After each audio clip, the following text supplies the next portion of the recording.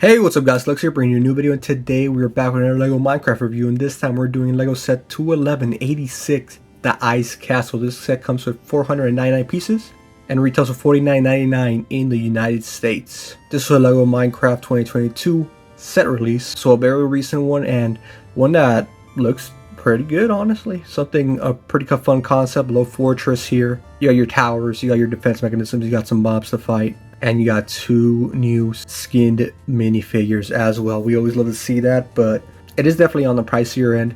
We'll see what it really includes here when we build it up and take a closer look at everything it has to offer. So yeah, without further ado, let's get straight to the build. Alright guys, here's the set fully built up in its entirety. But before we take a look at the build, we're first going to be taking a look at the minifigures. First up here, we're going to be taking a look at the skeleton minifigure, a figure we've done multiple times before in the past, and we'll be continuing to get since, you know, it's a pretty prominent mob in the Minecraft world, so not too much to complain about here. It's the same build we've been seeing like since forever now, so not too much to take a look at here. It does come with the bow and arrow accessory as you would expect, and yeah, just an overall pretty good mob, great army builder. Not too bad to get multiple stuff.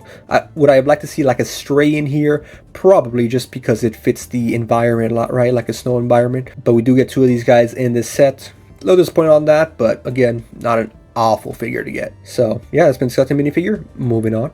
Next up here, we have the zombie minifigure. Again, another mob that is very numerous in its inclusions in different sets, and for good reason. Obviously, I wouldn't expect any other variation of zombie to be included here. It makes sense to include zombies in here. You do get two, one with an iron helmet accessory, one with an iron axe accessory. Its print is pretty much the same, not too different from, actually not different at all from any of the past iterations. The only difference being the accessories here. You do get two of them, and yeah, not necessarily a bad inclusion either. Good to have a lot of mobs included to storm the castle, so yeah, not too much to complain about here. That's been the zombie minifigure. Moving on.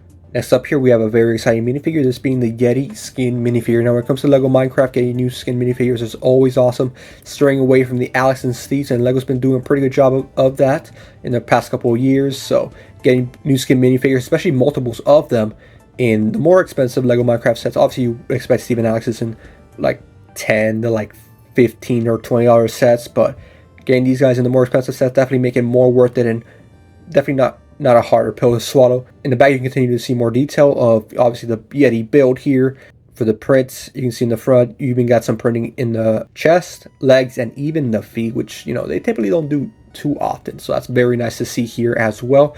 The face, pretty accurate. I mean, can't say I've seen too many Minecraft Yetis in my day, but it definitely gets the idea across. Pretty good build overall. It does come with a crossbow accessory, so pretty nice. And yeah, just overall a great figure to get. Glad LEGO is continuing to give us new skinned minifigures in the Minecraft theme. Very awesome to see. Anyways, moving on. Next up here, last but not least, we have the Royal Warrior, and oh boy, does it look good. Obviously a new LEGO Minecraft minifigure, and a really cool one at that. So first of all, taking a look at the back, you can see the printing continues on. You can see the continuation of the belt and a little bit more of the gold armor poking through. Taking a look at the front, you can see more of the armor chest piece right there.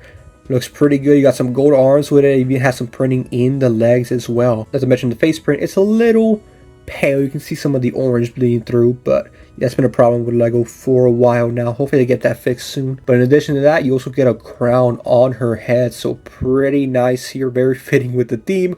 Again, the Yeti being the snow theme, the Royal Warrior being the castle theme. Pretty good contrast there, not to mention the accessories, a diamond sword accessory, so that's pretty nice to get, and not to mention a new shield piece, or print I should say. Getting a closer look here, we can see a snowflake design on the shield, and similar to like in-game, obviously, you can get almost any design on your shield using a banner and a shield, obviously combine those two, and that's what this Royal Warrior decided to do, and it looks very nice here. So first time seeing a couple, this is the first time we're seeing shield pieces being used this way, and it's very nice to say the least. So yeah, great accessories, great design, and a great new inclusion to the LEGO Minecraft skin collection. So yeah, that's been the Royal minifigure and the last minifigure to take a look at here. So now let's take a look at the build. Alright, now that we're done taking a look at the minifigures, let's take a look at what the build has to offer. We're going to start from the left, more way to the right. So here, starting from the left, obviously we can see a good bit of detail already starting off. Here in the front, obviously you can see the environment where it's laid out. So right here you can see a snow patch leading to some grass that we typically find in a taiga biome.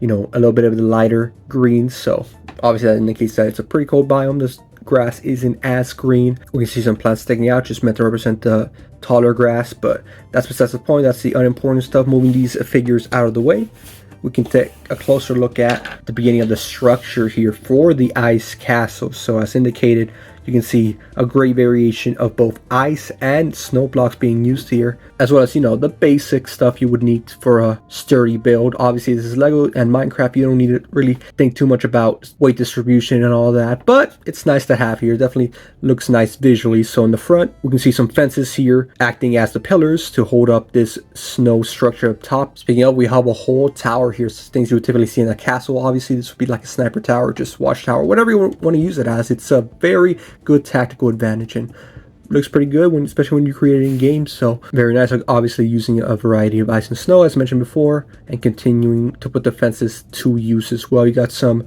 what I believe to be stone walls here to represent these pillars sticking out of the tower. And moving to the right a little bit more, you get to see some of the defensive mechanisms, at least the start of it, this being with the dispenser. And all you have to do here in the Lego set is merely flick it and it goes flying. Continuing on, you get to see a better look at the front of the castle. Taking a look at the front here, we can see the entrance of the castle that is very well detailed there with either the carpet or the blocks they use there. I believe those are in-game as well. I just forget the name of them, but it's a very nice detailed block to make a nice pattern there.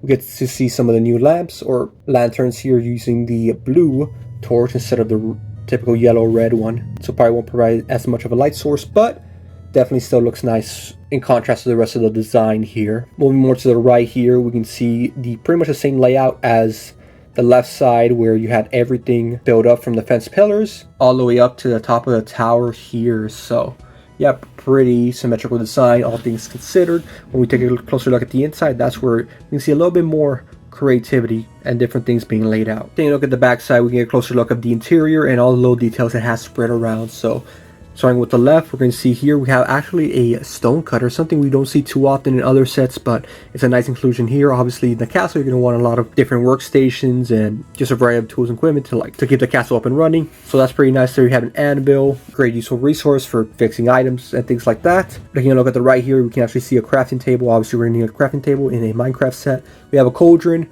We have a brewing stand, so some pretty useful potions that seem to be brewing in there as well. We have a water bucket.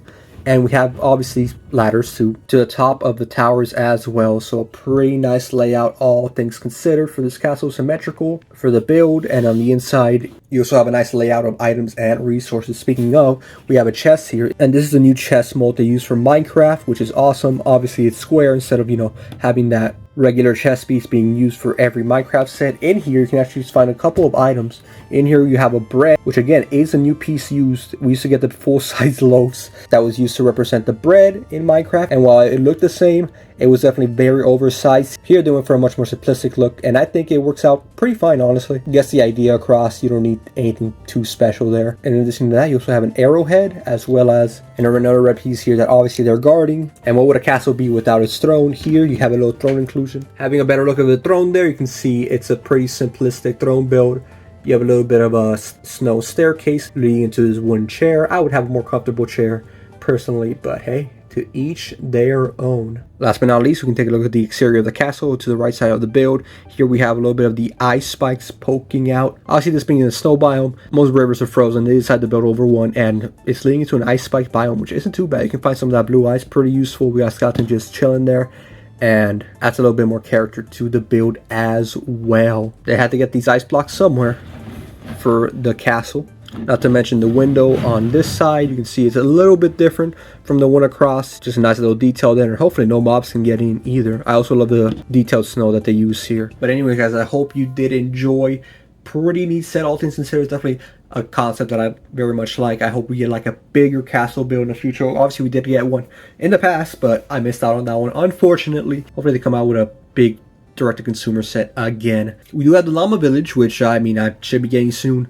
And that's pretty close, right? But I would love like a village or a giant castle, just massive set that with a ton of detail that I would very much love to build and recreate in Minecraft form as well. But this definitely fills a void for the meantime. Definitely still an awesome set, $50. Might wait for the price drop. Definitely not your biggest bang for your buck, but hey, if you're into castles, especially with a snow theme and some really cool figures, this might be up your alley. But anyways guys, hope you did enjoy. If you're new, consider subscribing and becoming a member to feed the addiction. Have a good, safe rest of your day. Goodbye.